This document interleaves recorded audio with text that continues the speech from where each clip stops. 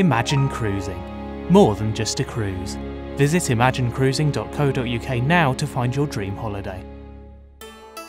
Hi, welcome to A Week in Walford, the EastEnders review show presented by two people still arguing over suitcase space. I'm David Brown. And I'm Jonathan Hughes. This week's headlines: Ruby's rethink, Stuart's new mission, and Dosh Branning. Well, we had lots of toing and froing on the Ruby front this week. First she was going to prosecute, then she wasn't, now she is again. Yes. And then another twist came in the form of Blake was the guy's name, wasn't this it? guy Blake was an old colleague and kind of ex-boyfriend. They dated a bit, this kind of younger guy. As it turns out, they'd had a fling, but Blake had reported Ruby for sexual assault. Yes. And historically, this had happened some time ago. So Ruby was obviously like, what on earth is going on? She met up with Blake and we kind of had a couple of kind of quite lengthy, meaty scenes between them where Blake said to her that she flirted with him at an office party when they worked together. She was his boss. She kind of seduced him and he said he only really slept with her because he felt like he'd get fired if he didn't, and he only dated her for that same reason, and then he was subsequently fired. She said he'd got totally the wrong end of the stick, and it wasn't like that, and she was mortified, but it threw a grenade really into this consent story, because the point of it was to point out that there's even more grey areas in this storyline than has already been alerted to. But I'm not sure, I don't know. And then Blake withdrew it. By the end of the week, that's what kind of made me feel a little bit uneasy, because while Ruby is kind of pressing ahead with her prosecution, the whole Blake thing, unless it's going to resurface again in the weeks ahead, and we don't know. Yeah, it might well do. Seems to have just been there to kind of put some doubt in her mind. Yeah, I think. but what makes his case any less worthy of prosecution than hers? That is the question, really, that hasn't been answered, I think, for the viewers. And again, it may be answered, this is a soap, it's not done and dusted, it may have been brought up for a reason, but I agree with that point, like what makes one case valid for prosecution and another not. Yeah. I don't know, it's interesting because it's got us talking, and I think this whole storyline has been very thought-provoking and very interesting, and it does make for, uncomfortable facts about society, really, and I think that's what it is. But I'm not sure it has the danger to undermine the message that they have worked very hard to put out there thus far. It does, yeah, because, in kind of saying, well, women, this might have happened to you, but look at your own behaviour, it is kind of coming at an odd time when, just as a society and in the media, we're getting lots of cases where women are finally feeling empowered to speak out about things that have happened to them in the past, very like egregious things.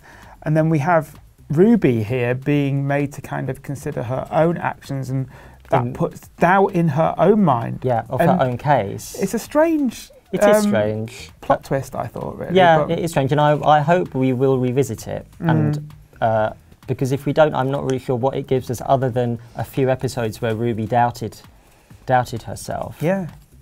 It's good that she is pushing on with the case, and she's not dropping it, because that's the message. She needs to get justice, and we need to say that women should speak out, people should speak out about these things. But I'm not sure. Perhaps Blake should have had justice too. Perhaps. Yeah, so yeah, we might never know. Yeah, but it's got us talking, I guess. But on to somebody else who we're feeling slightly conflicted about, Stuart. Now, the show seems to be kind of having a really decent stab at trying to rehabilitate Stuart, something which I would have thought would have been nigh on impossible after what he did to Linda and Tina and Mick.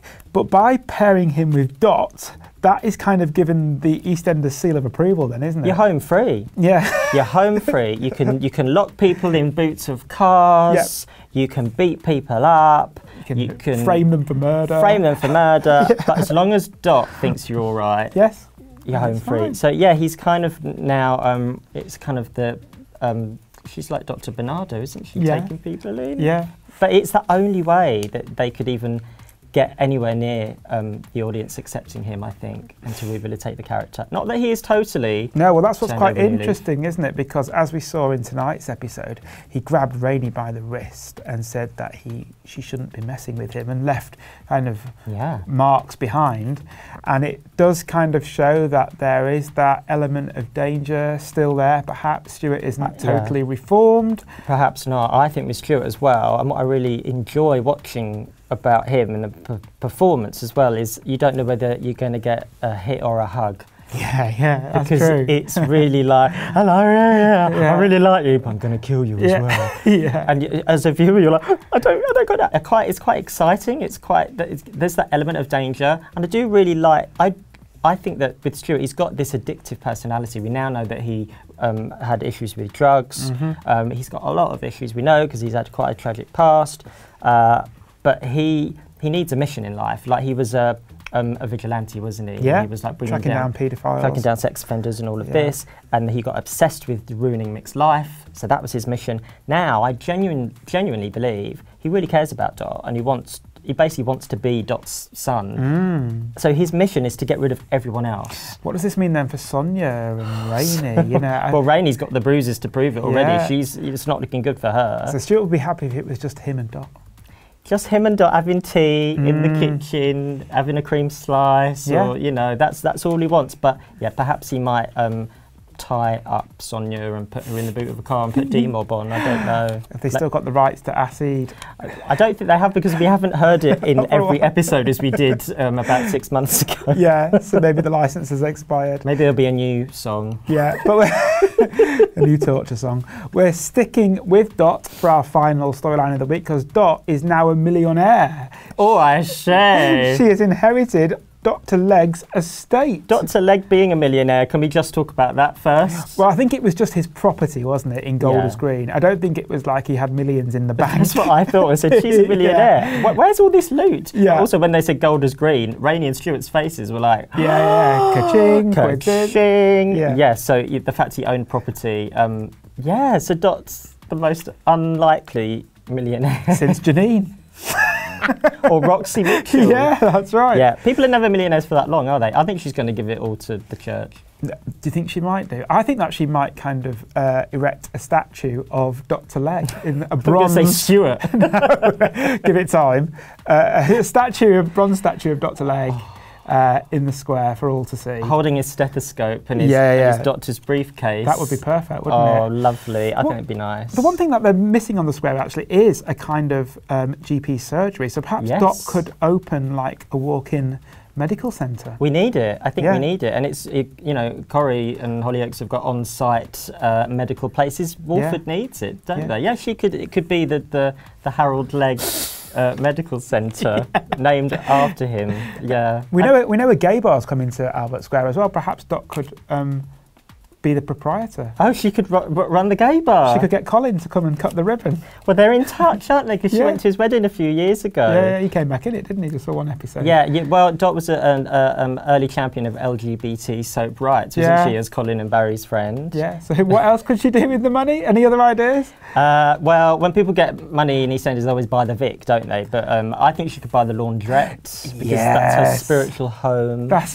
That is basically, she could move in the laundrette. She basically live in the laundrette because she spent more time in the laundrette than anywhere else. Yeah. I think that's where she could live, definitely. Well, one thing's for certain, no matter what Dot does with her cash, we're off to join her at Harrods for a spot of shopping, but we'll be back in 7 days' time with another week in Walford.